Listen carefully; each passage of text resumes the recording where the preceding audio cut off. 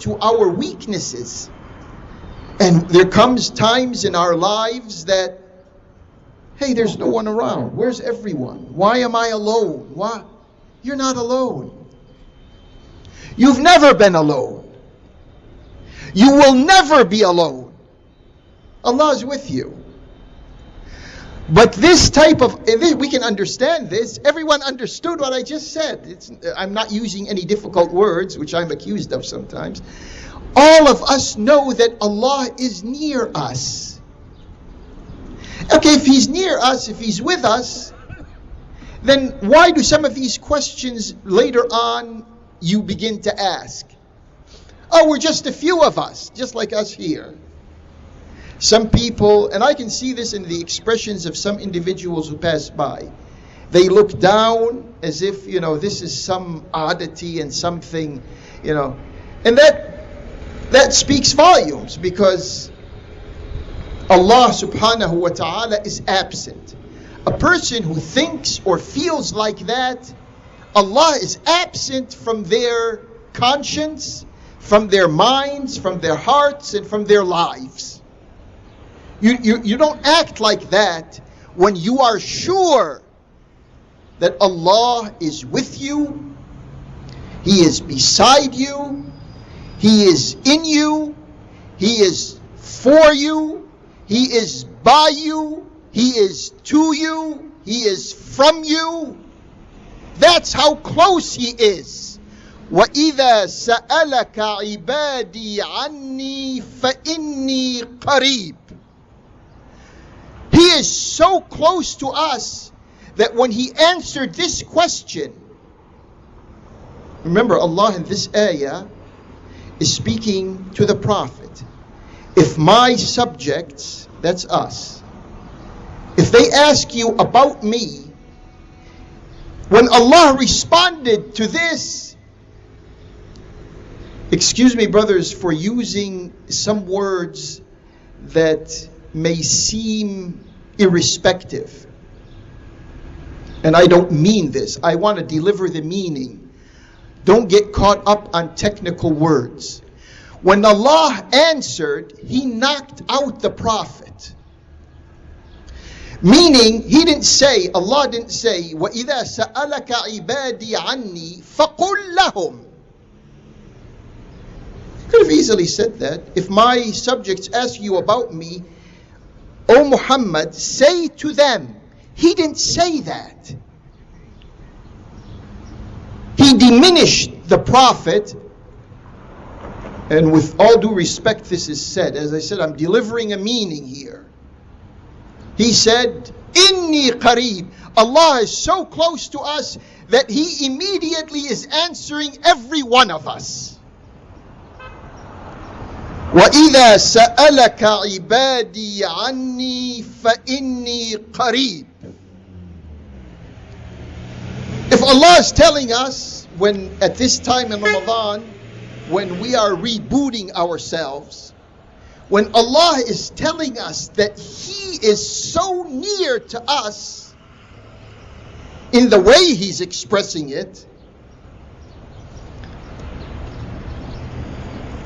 وَإِذَا سَأَلَكَ عِبَادِي عَنِّي فَإِنِّي قَرِيبٌ أُجِيبُ دَعْوَةَ الدَّاعِ إِذَا دَعَانِ. I will respond to the request of a da'i if he calls upon me. If he asks me, I will respond. Some people, and this question in some people's minds also indicates that they have not given it much thought. But some people ask, I ask Allah, I ask Him for things, but I don't see any response. And I'm almost 100% sure that this notion has crossed your mind sometimes, or if it hasn't crossed your mind personally, you've heard of another person express himself or herself like that. I make dua, but I can't see any results. And Allah is saying, Ujibu da'wata da'i idha da'an. I will respond. Now the problem here is we are looking at something finite and something infinite.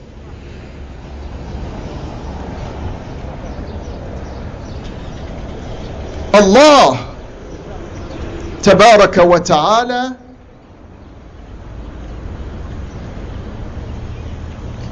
has no beginning and no end. He's not something that can be quantified. We are.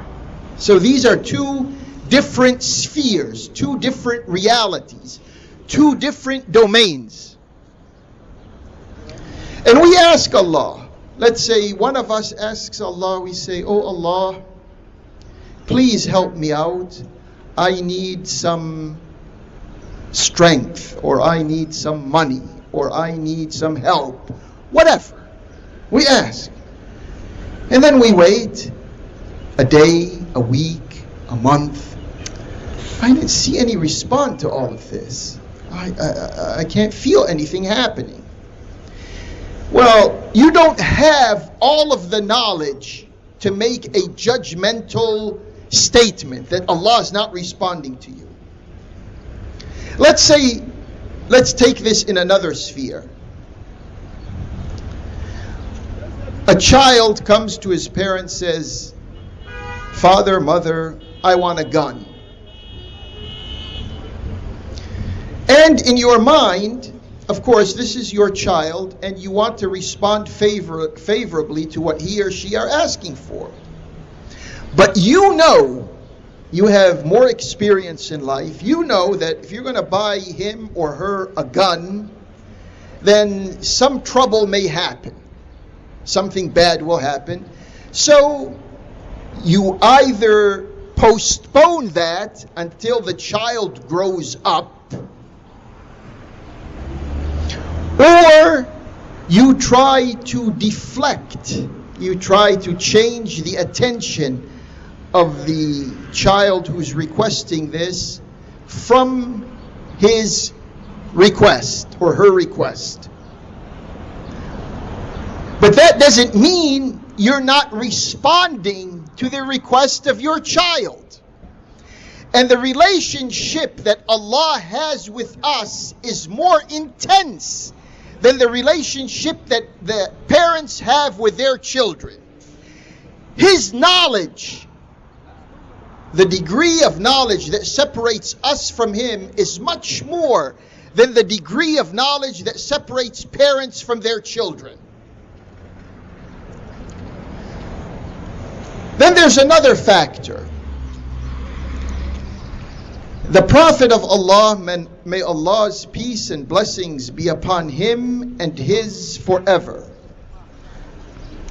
he says, من شغله ذكري عن مسألتي أعطيته أضعاف ما أعطي السائلين. من شغله ذكري عن مسألتي. Whoever, he's talking to us, whoever is preoccupied with my dhikr. Dhikr here means being conscious of Allah. Whoever is preoccupied with being conscious of me, I will give him multiple times what a person who comes to me asking me. Allah is more forthcoming to those who are absorbed in His dhikr than He is with persons just approaching Him with requests and pleas and questions. من شغله ذكري عن مسألتي. The person who is in the dhikr of Allah, it doesn't occur to it on his mind to begin to ask Allah. Because he is more involved with Allah in another way. And when you reach that degree, then Allah is going to give you more than what you are asking for.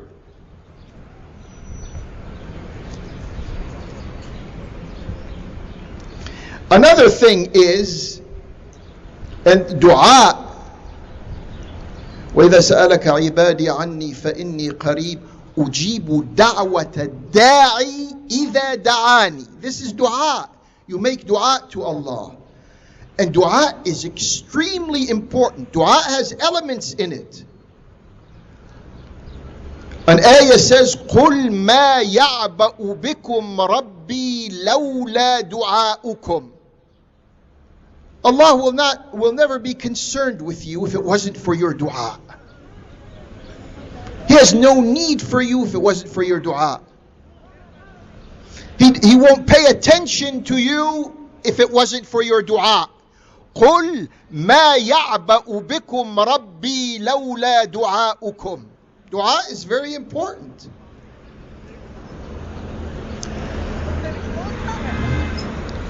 The problem with we mortal beings is many times we make a dua that we think is good, but it is not good.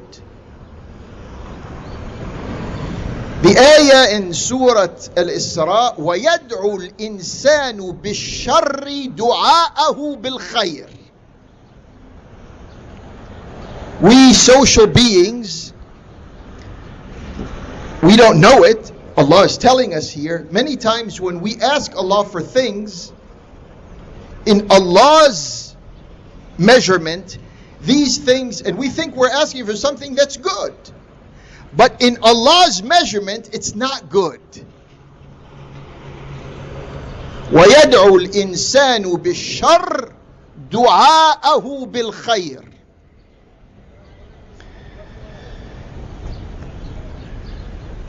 Another ayah says, وَخُلِقَ الْإِنسَانُ عَجُولًا. Humans have been created with a temperament to have things done fast. وَخُلِقَ الْإِنسَانُ عَجُولًا. سَيُرِيكُمْ آيَاتِهِ فَلَا تَسْتَعْجِلُونَ. He, in reference to Allah, تباركت حكمته, He will show you the illustrations of His power and authority, so don't be in a rush. فَلَا تَسْتَعْجِلُونَ.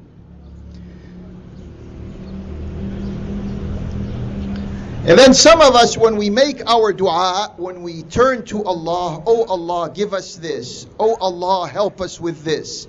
Oh Allah, we need you in this position or at this time, etc.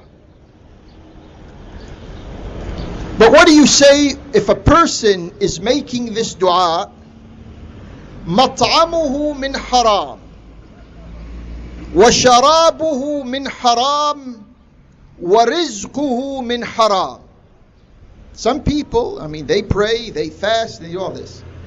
But when Allah sees, He knows all of these details. And it turns out that his food comes from a source that is haram. His fluids, what he drinks, comes from sources that are haram. And his whole livelihood, sustenance, come from sources that are haram.